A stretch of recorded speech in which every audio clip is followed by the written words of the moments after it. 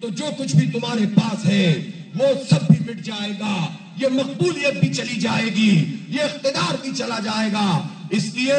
تاریخ کے اس موقع پر میں پاکستان کی ساری جماعتوں سے کہنا چاہتا ہوں، ہزار اختلافات کے باوجود فلسطین کے لیے اکٹھے ہو جاؤ، کشمیر کے لیے اکٹھے ہو جاؤ، نہتے بچوں کے لیے اکٹھے ہو جاؤ، ان مظلوموں کے لیے اکٹھے ہو جاؤ کہ جو فریاد کر رہے ہیں کہ کوئی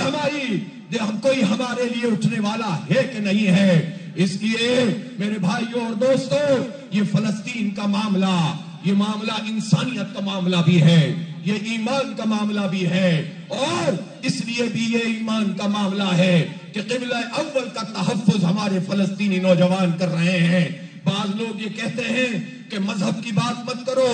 دین کی بات مت کرو، انسانیت کی بات کرو، تو ہمارا دین ہی تو انسانیت سکھاتا ہے۔ دیکھو انسانیت دیکھنی ہے تو دیکھو 1.5 سال سے ملبے کا ڈھیر بن گیا ہے غزہ، بمباری ہو رہی ہے، بچوں کو نشانہ بنا بنا کر یہ صہیونی اور یہودی شہید کر رہے ہیں، آگ ہی آگ ہے، خون ہی خون ہے، لیکن جو ہوسٹیجز ہیں، جو یرغمالی ہیں، ان یرغمالیوں کا تحفظ حماس کے لوگوں نے کیا ہے، جو خود نہیں کھاتے اس سے اچھا یرغمالیوں کو کھلاتے ہیں، اور جب ان کو واپس کیا ہے تو ان کے چہروں پر جو بشاشیت تھی وہ سب نے دیکھی تھی، اور دوسری طرف اسرائیل کی جیلیں ہیں، عقوبت خانے ہیں، وہاں عزت پامال کی جاتی ہے، چھوٹے چھوٹے بچوں کو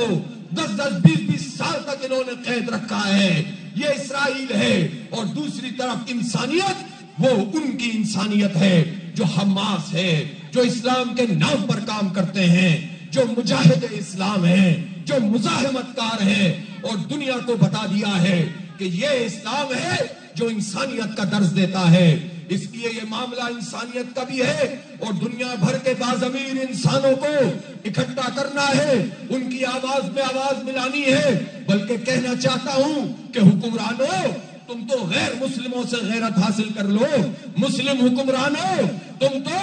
امریکہ اور یورپ کے نوجوانوں سے، طالب علموں سے غیرت حاصل کرو کہ وہ اپنا کیریئر قربان کر رہے ہیں، ان کے بجٹ کاٹے جا رہے ہیں، لیکن وہ فلسطینیوں کے لیے کھڑے ہوئے ہیں۔ وہ 50 سال کے موقع پر وہ جو اتحاد نے اپنی ڈگری واپس کرنے کا اعلان کیا تھا، وہ عظیم بچی ہماری وہ ہیرو ہے، اور ہم یہ دیکھتے ہیں کہ مسلم حکمران بے حسی کا لبادہ اوڑے ہوئے ہیں، چادر اوڑے ہوئے ہیں۔ اس لیے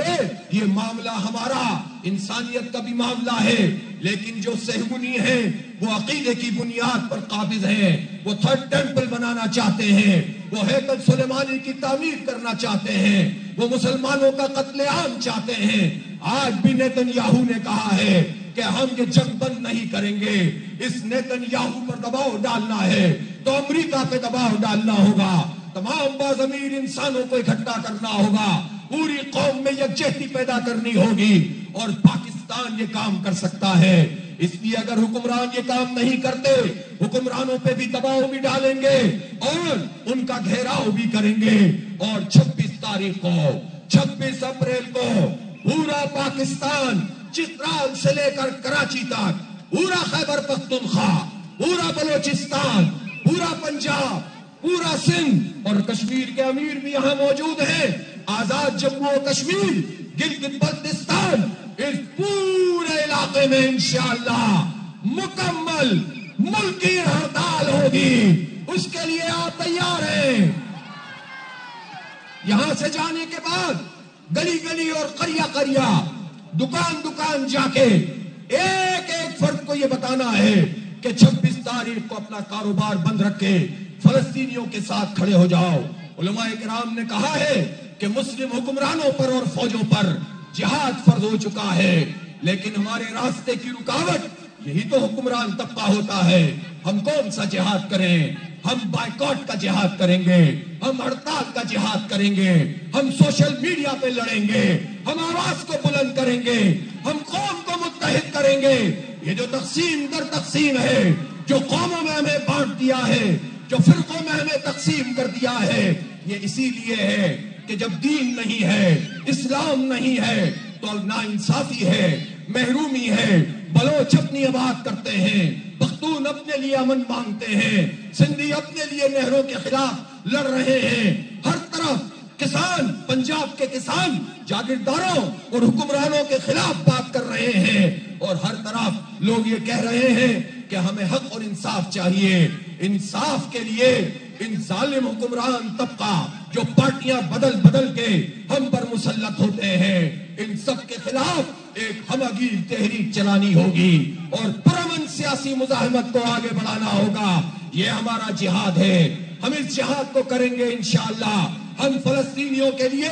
اپنی پسندیدہ کھانے پینے کی چیزیں قربان کر سکتے ہیں۔ میں بچوں سے اور ان ماں سے اور بہنوں سے کہتا ہوں کہ اگر آپ کے مرد اگر پیپسی اور کوکو کولا یا وہ پروڈکٹ جو اسرائیل کو فائدہ پہنچاتی ہیں وہ استعمال کرتے ہیں تو آپ ان کو روکیں۔ میں بچوں اور بچیوں سے کہتا ہوں، بچیاں